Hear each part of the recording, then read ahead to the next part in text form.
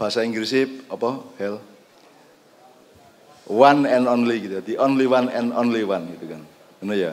Meneh Yul masih ada hikmahnya Yul.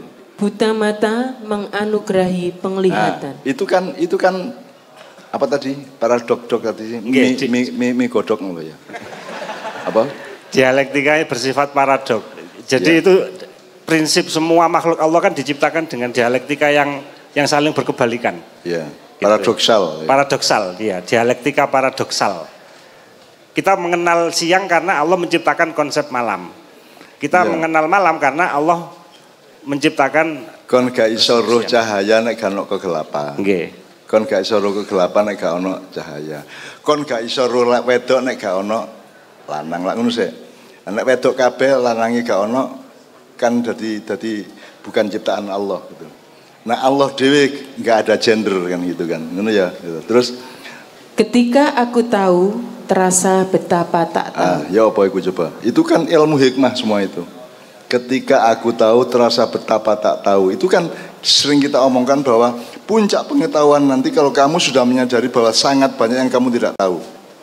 Allah itu maha tak terbatas, manusia itu terbatas kan gitu kan. Jadi di puncak keterbatasan Anda, nanti Anda akan bertemu dengan ketidakterbatasan Allah. Gitu loh. Ngono ya. Kalimat berikutnya. Aku melihat betapa penuh rahasia. Loh. Ya apa? Wis angel-angel melorok ndelok malah rahasia. Dan apa yang Anda lihat itu bukanlah kenyataan. Fakta yang sejati bukan yang bisa dilihat oleh mata. Fakta yang sejati adalah fakta yang abadi, gitu kan? Yang abadi yang azali ya. Makanya hak asasi nek Arab ampuh ya hak asasi, hak azali manusia janjane. Tapi gak apa-apa wis kadung lah wis babalah wis. Ada lagi kalimat berikutnya Yul. Gelap yang dikandung oleh cahaya. Piye kuwi? Gelap mengandung cahaya atau gelap yang dikandung cahaya itu mengandung kegelapan. Jadi ini terjadi dalam hidup Anda. Wetoke bebas, ketoke penuh hikmah, ternyata merusak gitu ya. Apalagi nanti kalau Anda sampai kepada zaman AI ya. Dilungkas kan mlebu dunia AI, Anda sudah ada web-web yang Anda bisa masuk ke situ dan Anda nanti akan menemukan betapa kegelapan itu sangat dikandung oleh cahaya yang seolah-olah menyinari gitu, padahal dia mengabarkan kegelapan-kegelapan yang luar biasa gitu. Pemenayul. Oh wes. Jadi itu namanya hikmah. Menurut saya Pak Helmi sama Mas Saiful, hikmah itu kita dulu, kita nahwu sorofi dulu, kita epistemologiin dulu gitu. Jadi hikmah kan min ayi kalamin, saking hakama itu hurufnya kan 3, ha, kaf dan mim. 3 huruf itu kalau dirangkai itu punya makna dasar tali pengikat. Maka al-hakamah itu tali kendali yang dipasangkan pada hewan. Misalnya kita naik kuda itu ada al-hakamah, ada tali pengekang supaya si kuda itu bisa kita kendalikan, tidak liar nowabrak pager mlebu omah, tetapi dengan tali itu kita bisa mengendalikan jalan dan larinya kuda. Maka semua kata yang tersusun dari ha, kaf, mim itu mengandung unsur tali pengekang supaya kita tidak nabrak-nabrak, tidak terjerumus ke dalam situasi kemudaratan. Pak, sampai tahap itu kan berarti misalnya di pengajian DKI apa? Satir. Ya DKI pembatas CE gak sir-siran lah gitu, gak senggol-senggolan itu ya. Jadi berarti dia adalah alat untuk mengendalikan manusia agar tidak melanggar batas. Okay. Nah, ternyata itu kan ada yang sifatnya fisik, ada yang sifatnya akliyah, ada yang sifatnya ruh. Gitu. Nah, ketika menjadi hikmah dari kata hakama yahkumu hukman wahwa hakimun ya, itu kemudian menjadi hikmah. Ud'u ila sabili rabbika bil hikmah. Itu kira-kira levelnya naik enggak? Naik, Mbah. Dari fisik, akal naiknya sampai ke tingkat roh kesadarannya. Itu. Jadi ketika kita menemukan hikmah itu berarti kita memiliki tali kendali supaya kita tidak terjerumus atau mengulangi perbuatan yang sama. Kesalahan itu bisa kita hindarkan karena kita sudah menemukan hikmah, rahasia ilmu di balik apa yang kita alami. Berarti nek di balik nang apa kemang tabir mang ya Rek ya. Okay. Di maknya ndak pakai tabir karena apa? Karena hakamanya ada di dalam hati dan pikiran masing-masing, betul enggak? Gitu ya. Jadi karena kita sudah bisa menciptakan tabir sendiri secara ruh, secara nilai kan gitu ya. Betul ya. Maka di sini tidak pakai tabir-tabir. Bahkan tidak ada aturan untuk berpakaian muslimah ya gak ono.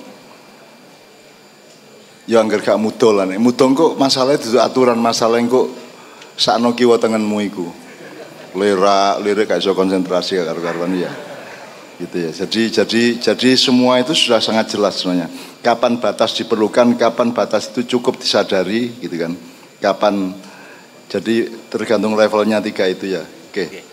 Jadi dalam pengertian yang lain, maka kita mengenal Allah sebagai Al-Hakim itu makna berikutnya adalah Allah itu Sang Maha Pembuat keputusan dan ketetapan. Maka ketika Allah sudah memutuskan, maka pada saat itu pula Allah juga memberikan ketetapan sehingga keputusan itu biasanya kita kenal kalau zaman ngaji cilik biyen itu kodok ketetapan Allah. Misalnya begini, Allah membuat ketetapan, Allah membuat ya keputusan bahwa bumi mengedari matahari misalnya. Nah, itu kodoknya Allah, itu ketetapan Allah. Kemudian ketika Allah sudah memutuskan, maka Allah juga menetapkan garis edar atau orbit. Maka kita mengenal kadar atau dalam bahasa Arabnya qadar. Maka setiap makhluk Allah itu pasti memiliki kadar.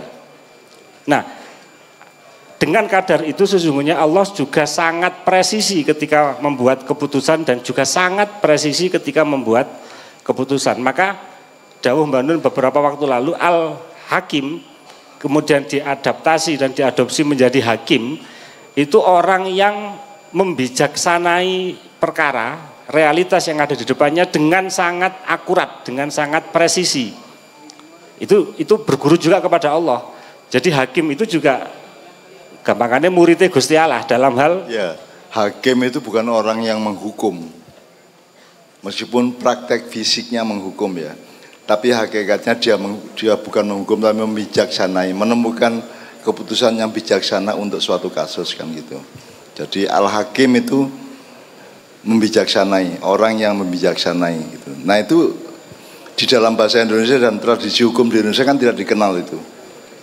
Makanya kan banyak sekali, bahkan pernah terjadi kok di Jawa Timur atau di mana gitu ya, bahwa seorang mbah yang dituduh mencuri apa terus didenda berapa, terus kan tidak mungkin dia bayar, akhirnya hakimnya sing banting duit urunan karo para hadirin untuk membayari mbah iki cek iso digawe bayar vonise gitu ya. Itu namanya membijaksanai gitu. Jadi hakim adalah orang yang nomor satu harus bijaksana dia terhadap komprehensi dan dialektika paradoksal suatu kasus tadi. Itu kira-kira. Menurut sekalian, jadi ini relevan dengan apa saja kok dalam keadaan yang kita alami sehari-hari kok gitu ya.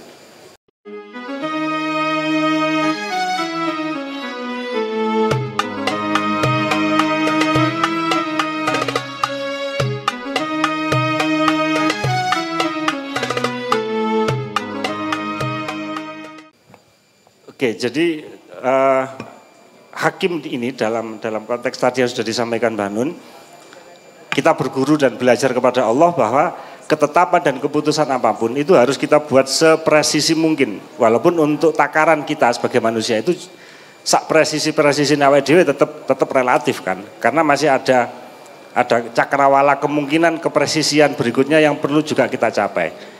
Maka dalam cakrawala itu Allah membentangkannya melalui surat Al-Fatihah, ihdinas siratal mustaqim itu.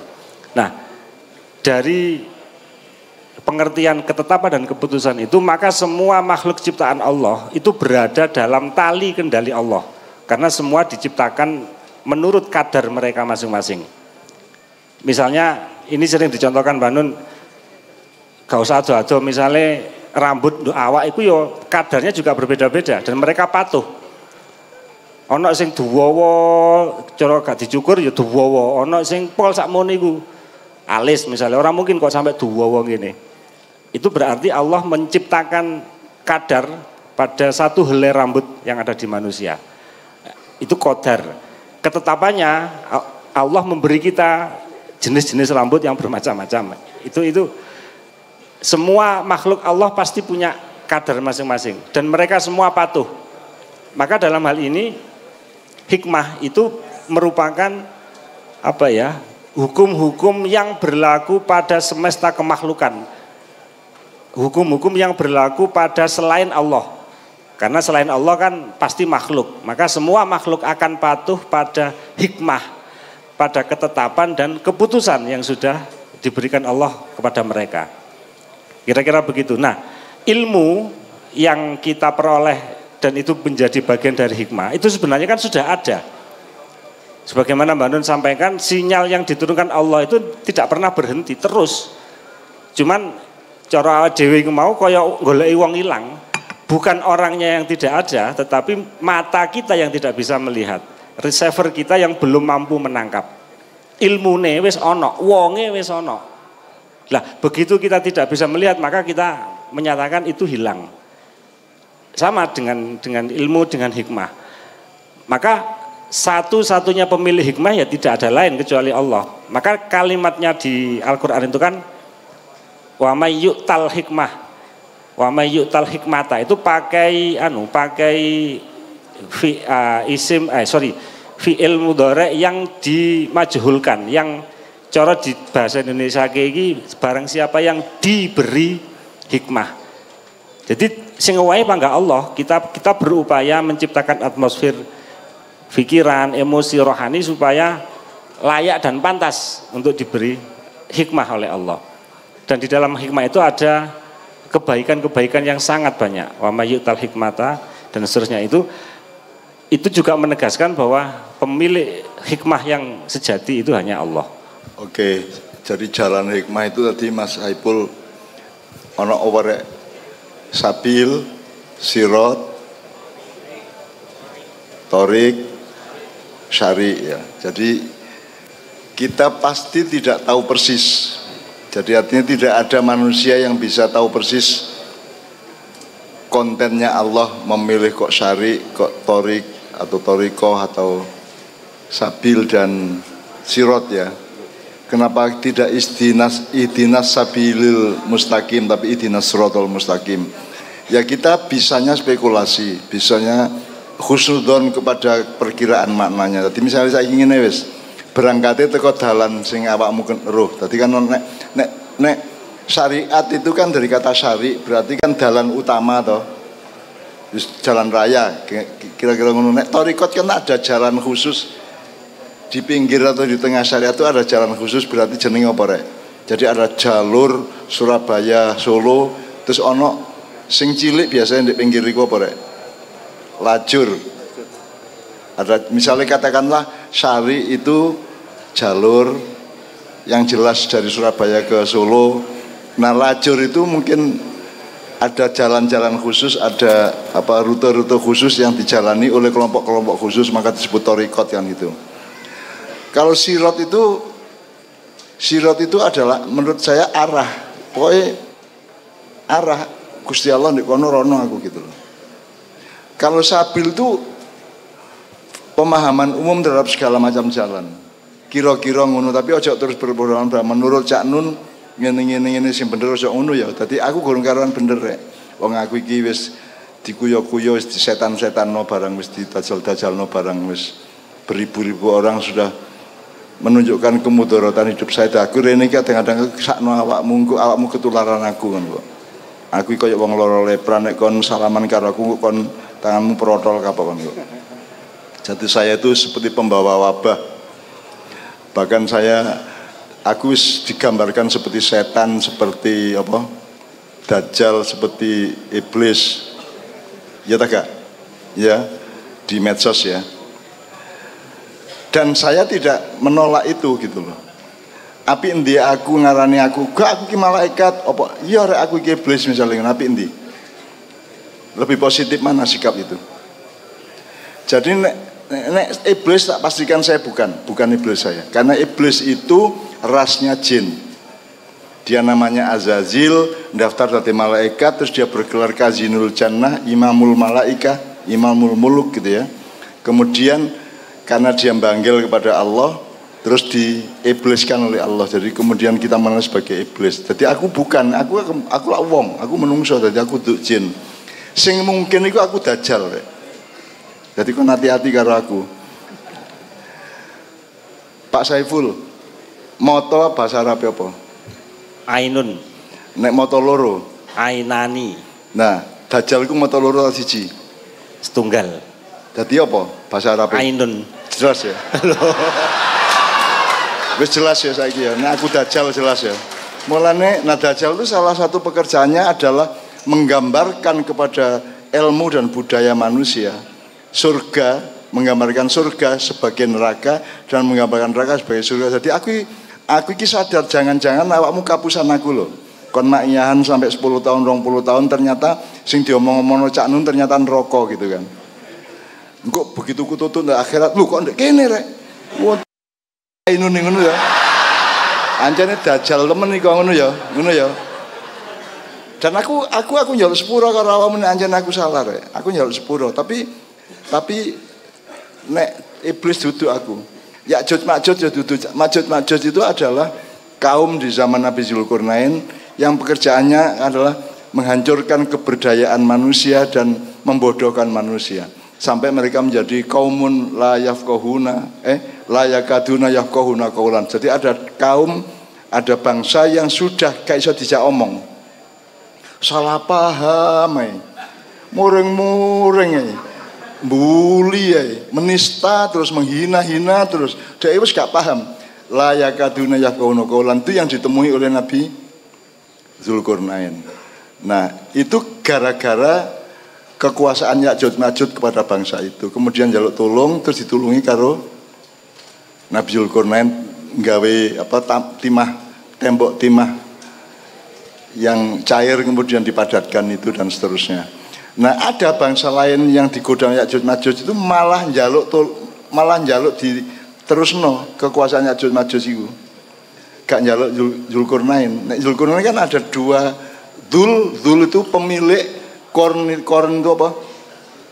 Tanduk. Nah, besok Sabrang kalau ke sini tanya, maksudnya dua tanduknya Zulkarnain itu apa? Karena gini konco-konco, aku saiki iki wis hal-hal yang jadi nek universal hikmah ngene iki gak apa-apa tak ladeni kon. Tapi nek urusan Indonesia iki wis tak percaya nang Sabrang. Jadi aku wis gak ngomong ya. Wis saya percayakan dan saya amanatkan kepada Sabrang awakmu entenono 2 tahun, 5 tahun, 10 tahun. Ya 2, 5, 10 ngono ya. 2 tahun dari sekarang, 5 tahun dari sekarang dan 10 tahun dari sekarang. Nek Allah ngomong kun dadi, nek Allah gak ngomong kun ya gak fayakun.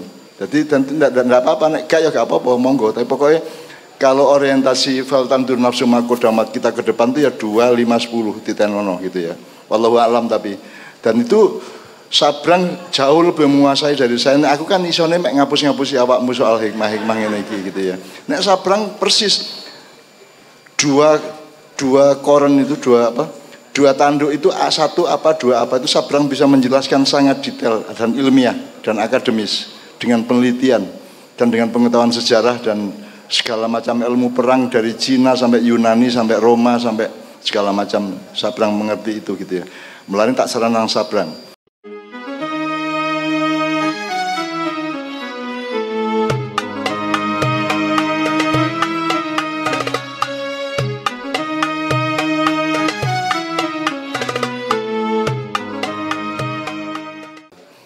Anak arek wedok nek misale sapa ketemu Zak kon iku bapakmu iku kok kuning ngono kok ganteng kuning padahal ireng. Jadi kan nek karo aku aja kapusan ya. Aku sing ngaku bahwa aku ainun, satu mata satu berarti dajjal ngono ya. Nek iblis kan jin, aku menungso. Dajjal itu menungso, Ya'juj Ma'juj ya menungso. Setan itu nek setan itu apa rek? Setan itu bukan makhluk, setan itu adalah sebaran frekuensi dan energi iblis. Itu setan. Makanya a'udzubillahi minasyaitonirrajim apa? Qul a'udzu birabbin nas, malikin nas, ilahin nas, alladzi yuwaswisu fi sudurin nas minal. Jadi jin dan manusia itu ono sing iso dadi setan, sebaran frekuensi dan energinya, dan manusia maupun jin juga bisa menjadi malaikat sebagaimana iblis dulu kan itu. Jadi awakmu sing malaikat akeh iki. Malaikat itu maksudnya cara ibuku biyen urip malaikatan melarat ngono. Wangel masih mesam-mesem kok iya gitu ya. Nek awan mlaku-mlaku ngarepe omahe koncone ceke disopo. Rek semangat tak gurung ayo bareng kene ngono karepe. Tapi gak disopo-sopo karo koncone. Ono kenduranku kelintar-kelinter. Gak diceluk-celuk ya. Gitu kan. Cek dijak mangan gitu loh. Jadi jenenge urip malaikatan. Aku kecil diwuruki ibuku urip malaikatan. Jadi kudu guyu dhewe karo ndelok nasibku. Sampai saiki melarat. Wong arek ndek hell ya, arek di Purbalingga ngipi tak uyui lho terus sugih. Aku rada ngersula karo Gusti Allah sing kula uyui kok sugih kaya ngono, sing nguyui gak sugih-sugih iki apa ya ngono. Nah saiki aku tak umumno saiki nang makyah nang diae nek kepingin sugih kono antri kene mang apa kabeh. Tak uyui. Karena peristiwanya Mas Helmi yang mendengar sendiri di Purbalingga ada orang yang ngundang Kiai Kanjeng tahun 2012 kira-kira. Terus rumahnya disediakan untuk transit Kiai Kanjeng dan saya. Jadi aku dikongkon turun di kamar DE 1-2 jam lah menjelang acara. Mari ngono kene acara, kamar ditutup dan keluargane gak oleh mlebu kono. Soalnya dia sendiri rencana engko aku sing kudu nuroni, sing mari turuni Mbah Nun ngono ya. Waktu itu Cak Nun waktu iku rek. Tuh. Tenan begitu kami pulang bapak iki buka lawangnya terus turun dek gunung. Nah waktu turun aku udah ngipi tak uyui lah wes mari ngono beberapa usahanya itu meningkat saiki duwe toko besi material telu terus duwe sapi beratus-ratus sapi turute pokoknya 1 miliar dek saiki aku ngersone bisa ngono sampean niku lho sampean ngongkon kula nguyui wong sing kula uyui soge sing nguyui lho anyang-anyangen ae benjane. Oh alah ya wis kapok tapi Gusti Allah kok sing aku seneng ae lah pokoke Gusti Allah sing gawe kodho-kodar aku tak trimo ae gak apa-apa wis gitu. Gitu wis. Akhire hiburane akeh ngono ya. Terus aku dikai iki lho kan gak duwe ra iki. Kan duwe kan. Ndolek ono ndek mall-mall gak ono. Iki ono iki ndek Kediri wingi. Dadi ono tukang jahit sing cinta karo aku gawekno iki dan aku kepingin menyampaikan kembali matur nuwun saya kepada beliau, saya lupa namanya ya. Jadi teman-teman sekalian, kita masuk ke sesi workshop bareng ya, kita belajar bersama-sama. Nanti kita akan bagi menjadi 3 kelompok. Masing-masing kelompok bisa bebas 3 atau 4 orang ya. Oke, nanti beberapa poin pertanyaan akan dipandu oleh Mas Helmi. Sekarang kita persilahkan, monggo, ayo Cak Majid, biasanya arek-arek dari sisi sebelah manapun boleh. Kita bagi 3 kelompok, 1, 2, 3 di sebelah sana. Jadi barat, tengah, sama yang timur. Sebelah kiri, nggih. Oke. Monggo, yang tengah. Yang tengah. Atau yang sebelah kanan atau kiri? Langsung naik, Mas. Ayo, Mas. langsung bergabung bersama kita di sini. Nek dikai demokrasi gak gelem diktator ae. Nggih. Tuding. Nggih. Tudingen. Ayo Cak Majid, langsung dicomot ngono ae Cak Majid. Sing rada kuning ku, sing asline ireng. Sopo Cak? Oh, gak ketok anjir. Ayo Mas. Maju, gak wani mulya. Monggo, dari sebelah timur monggo. Kanan. Ayo Mas, kene Mas. Oke, ini ada satu. Iki monggo. Mas sing ganteng iku, iki asli ganteng gak editan kene Mas. Sampean maju. Lek gak gelem mulya pisan. Sebelah kiri, sing mangan tok iku kon ngaji ta mangan. Maju sing rada. Monggo, niku di tengah-tengah. Mas, ini Mas. Kiri mriki. Langsung mriki. Aja tok garo. Ayo kene. Baik, sampun 3 kelompok. Saya akan meneruskan Mas Saiful untuk menyampaikan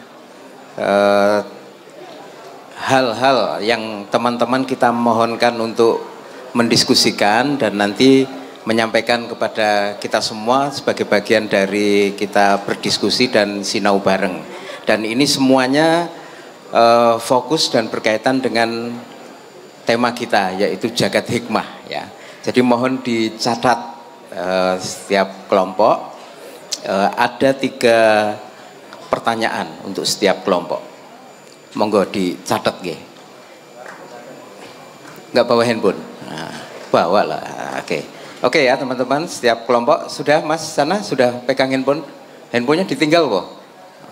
Oke, dipinjemi. Oke, siap ya.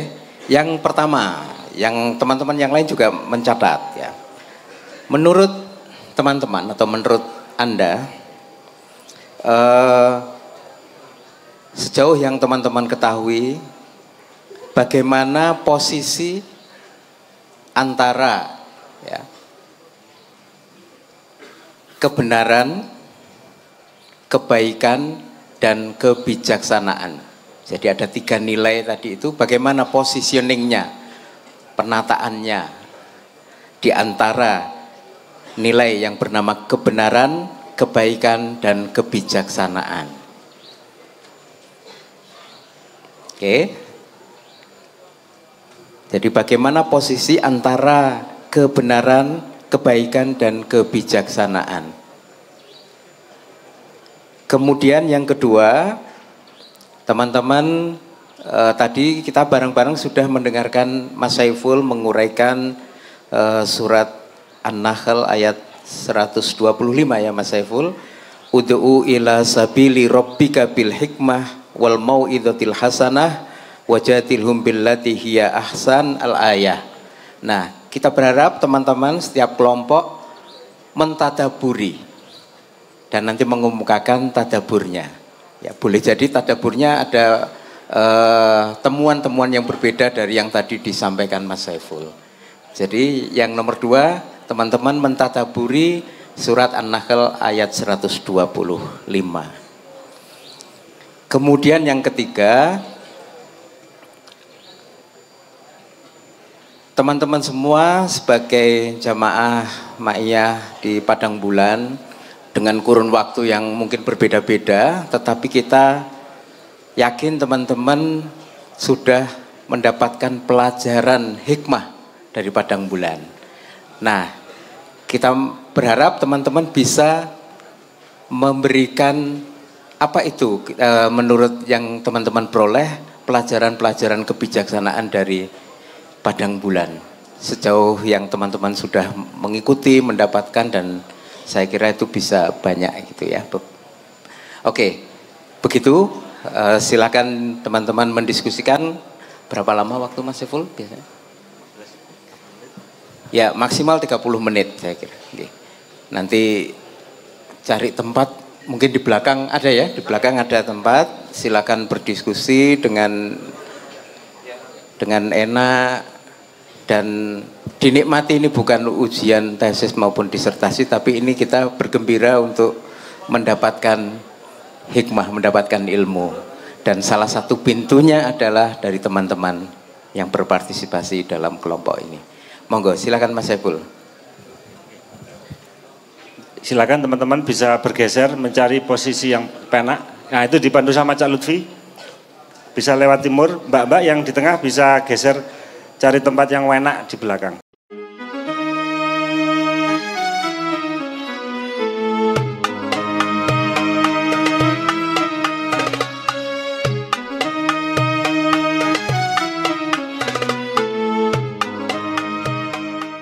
Kita switch sejenak, bersama-sama kita akan zikir atau wirid, tetapi metodenya nanti sedikit berbeda.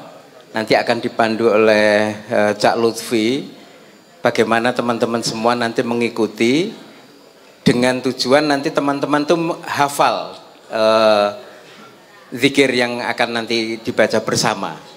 Jadi bukan sekedar secara individual, tapi nanti secara kolosal, secara kelompok ini bisa menyatu, bisa hafal bareng, gitu ya. Nah, sebenarnya ada 4, tetapi nanti kita malam hari ini kita fokuskan ke kita zikir membaca surat Al-Anfal ayat 17. Ya. Falam taqtuluhum walakinnallaha qatalahum wa ma ramaita idh ramaita walakinnallaha rama waliyubliyal mu'minina minhu bala'an hasana innallaha sami'un alim. Ini tentu kita semua sudah pernah mendengar, ini bagian dari wirid di Ma'iyah juga, dan wirid ini sesungguhnya setiap wirid juga itu punya relasi atau relate dengan keadaan-keadaan kita. Kalau kita melihat ke sababun nuzul dari ayat ini, melalui ayat ini Allah itu menggambarkan atau memberikan informasi tentang kemenangan pasukan perang Badar Kanjeng Nabi Muhammad, di mana pada waktu itu komposisinya sangat tidak seimbang.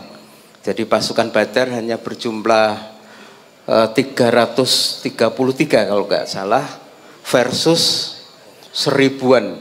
Jadi tidak seimbang, tetapi Allah memberikan kemenangan. Di dalam ayat ini Allah menggambarkan peperangan itu ketika pasukan Badar itu memanah mungkin atau melakukan tindakan-tindakan di dalam membela diri, melakukan peperangan itu, kemudian korban di pihak lawan itu jatuh. Sesungguhnya kalau melihat rasionalnya tadi itu nggak mungkin, tetapi itu terjadi. Maka Allah menggambarkan sesungguhnya bukan mereka atau bukan kamu yang membunuh musuh-musuh itu, tetapi Allah lah yang membunuh mereka. Dan bukan engkau ketika engkau melempar, tetapi Allah lah yang melempar. Dan Allah melakukan itu untuk membinasakan mereka, untuk memberikan kemenangan kepada orang-orang mukmin dengan kemenangan yang baik. Ayo rek, falam taqtuluhum, jiro lupat.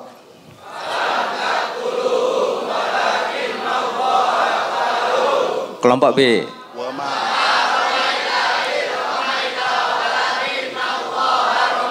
Waliyub. Yang keras. Bareng ya. Ayo kelompok A sih.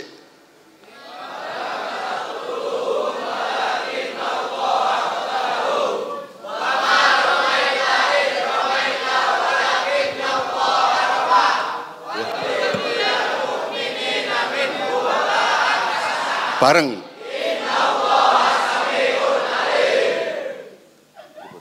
Sudah kompak belum? Kurang Ustaz. Kurang. Sekali lagi agak lebih powerful lagi saya kira. Ayo rek, powerful rek. Nggih. Lut. Supaya merata saiki tugasnya dibalik. Jadi falam taqtuluhum, ayo.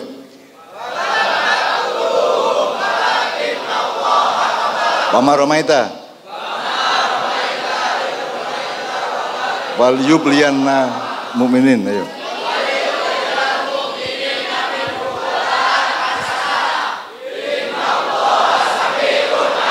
Dibalik.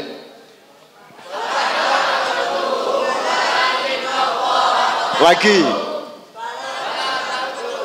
Falam taqtuluhum. Ayo.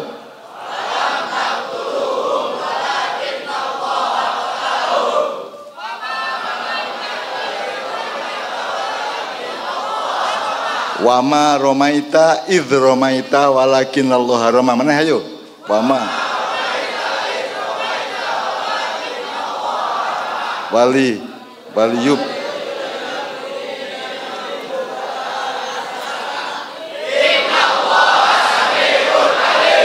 Bismillahirrahmanirrahim. Saya kabeh sejak awal. 1, 2, 3. Falam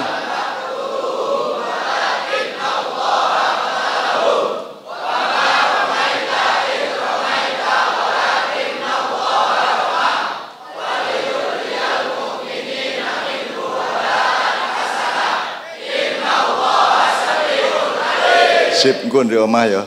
Ndek omah ya dibaleni ya rek. Sembayang malam dibaleni. Disiplino sakaremu kate ping 3, kate ping 5, kate ping 7. Setiap kali membaca itu tentokno kekuatanmu. 9 ta, 7 ta, 11 ta. Syukur 1000. Mari ngono cangkemmu suwek ya. Ngono ya. Jadi teman sekalian, ini salah satu hikmah dari Allah. Karena kalau menurut hukum perang, wong 313 musuh wong 2000 1200 luwih gak mungkin menang. Apalagi sing jenenge pasukan Badar iku janjane duduk pasukan, duduk tentara. Iku mek sak onoke wong lanang, ana sing semper, ana sing tuwek, ana sing stroke, ana sing sak onoke wong lanang berangkat kabeh nang lembah Badar. Aku napak tilas iku rek. Aku rono aku. Dadi aku liwat dalane pasukan Badar sing janjane ya mek sak onoke wong iku mang. Aku rono dan saya masuk ke lembah Badar tempat perang itu gitu ya. Nah tak prakteknya dadi wong Jawa, dadi mlebu niku gak oleh. Ana pos polisi nek kon mlebu diusir. Aku mlebu ngono ae. Aku pelayane ke polisi la yumkin. Ukhruj. Balik aku. Balik. Terus polisi ini nang kantor meneh aku mlebu meneh. Hei, la yumkin, ukhruj. Balik aku. Tak lirik lho wis mlebu meneh, balik meneh aku. Wis gak sing metu mari ngono. Ketiga kali wis bingung dhewe dheke. Mulane awakmu kuat-kuatan ati ya. Keadaan koyo ngene atimu kudu kuat ya. Kudu kuat sampai Allah membuktikan bahwa falam taqtuluhum walakinallaha qatalahum. Nek ana sing mati musuh-musuhmu, awakmu lamek sithik ya. Kalau mereka mati dan tahun ini ada yang mati, itu bukan kamu yang bunuh tapi Allah yang mematikan, Allah yang mentakdirkan kematian yang ini ya. Wa ma romaita itu romaita walakinallaha roma. Kalau ada yang terlempar-lempar ndi kok ya, yang melempar bukan kalian, bukan maknya, tapi Allah yang melemparkan batu atau bencana-bencana itu kepada mereka ini ya. Itu semua untuk menjadikan kaum muslimin mendapat kemenangan yang balaan hasanan. Jadi untuk mendapatkan kemenangan yang nyata ya.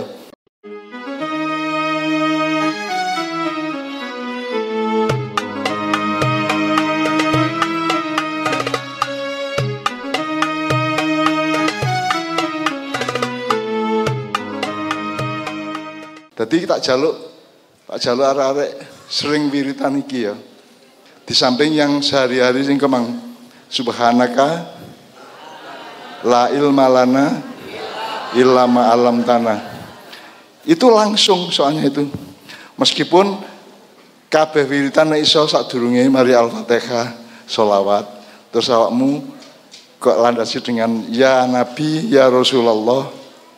Ya Nabi ya Rasulullah. Awakmu atine nang Kanjeng Nabi ya sebelum ke Allah ya. Ya Nabi ya Rasulullah.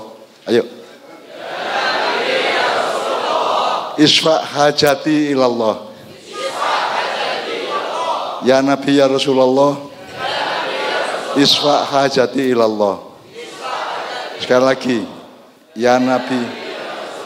Isfa hajati ilallah kait. Falam taqtuluhum ngono ya. Ndek kamar bengok-bengok dhewe cek wong tuamu gopo terus lapor Pak RT. Iki anak kula gendeng ngono ya. Gak apa-apa ya. Bener ya. Bismillah. Sallallahu Muhammad. Tak dongakno awakmu mendapat kemenangan yang nyata. Yang bentuknya kita belum tahu tapi Allah yang akan menjelaskannya semua pada saatnya nanti. Iling-iling loro 5 10 mang ya. Bismillah ya muga-muga kun cee fayakun. Semua tergantung Allah karena kita bukan Tuhannya. Aku duduk Tuhan dan gak usah kok belan-belani sampai ngelok-lokno wong sing ngelokno aku ngono ya. Gak usah kok belani, aku gak perlu kok belani. Allah ya gak perlu kok belani, awakmu belani awakmu dhewe-dhewe dengan cara kalian tidak pernah berpisah dari tali Allah dalam hidup kalian ngono ya. Itu caranya belani awake dhewe, bukan menang kepada orang lain. Soal menang kepada orang lain itu Allah yang menentukan gampang. Gitu ya. Ayo saiki kita panggil 3 kelompok tadi Hel. Silakan teman-teman yang berdiskusi di belakang, 3 kelompok tadi bisa kembali bergabung bersama kita di sini. Ada monggo Pak Magetan lali aku jenenge. Ya, monggo teman-teman 3 kelompok, Mas bisa segera. Yang putri ada depan. tadi yang kelompok kedua dan yang kelompok ketiga. Kembali menempati posisi masing-masing. Oke. Oh itu. Monggo rada cepet kelompok 2. Ini kelompok 3 sudah, kelompok 2 yang tengah. Monggo, ayo. Kita ini nanti insya Allah sampai jam 12, toleransi 15 sampai 30 menit ya. Kita harus berbagi waktu. Maka silakan kelompok 2. Oke.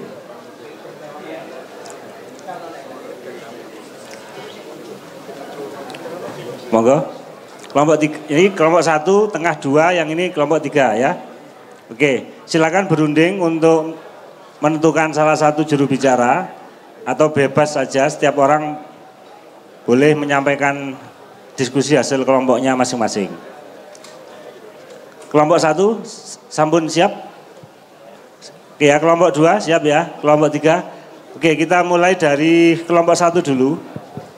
Monggo Mas Helmi bisa mandu tadi beberapa poin pertanyaan yang bisa direspon. Langsung kelompok 1 silakan. Juru bicaranya kenalkan masing-masing kelompoknya siapa, anggotanya, terus langsung menyampaikan respon dan jawaban. Monggo Mas. Baik, Assalamualaikum warahmatullahi wabarakatuh. Perkenalkan, nama saya Edi dari Lamongan. Kita dari kelompok 1, saya sendiri. Ini teman saya. Saya Abdul Wahid, Mas. Surato Magetan.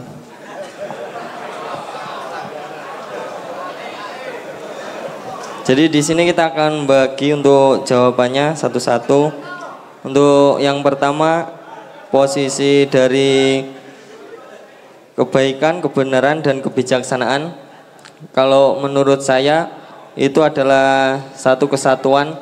Kalau untuk yang pertama itu kebijaksanaan sendiri itu adalah bagaimana sikap kita terhadap untuk menyikapi sesuatu yang terjadi itu agar kita bisa bersikap seadil-adilnya dan nanti outputnya itu menjadi sebuah kebaikan. Jadi terus untuk kebaikan sendiri itu adalah output dari yang apa kita lakukan untuk menyikapi sesuatu tersebut. Dan untuk kebaikan itu sendiri itu dipengaruhi oleh suatu budaya atau adat istiadat setiap daerah masing-masing. Soalnya kebaikan di setiap tempat itu berbeda-beda.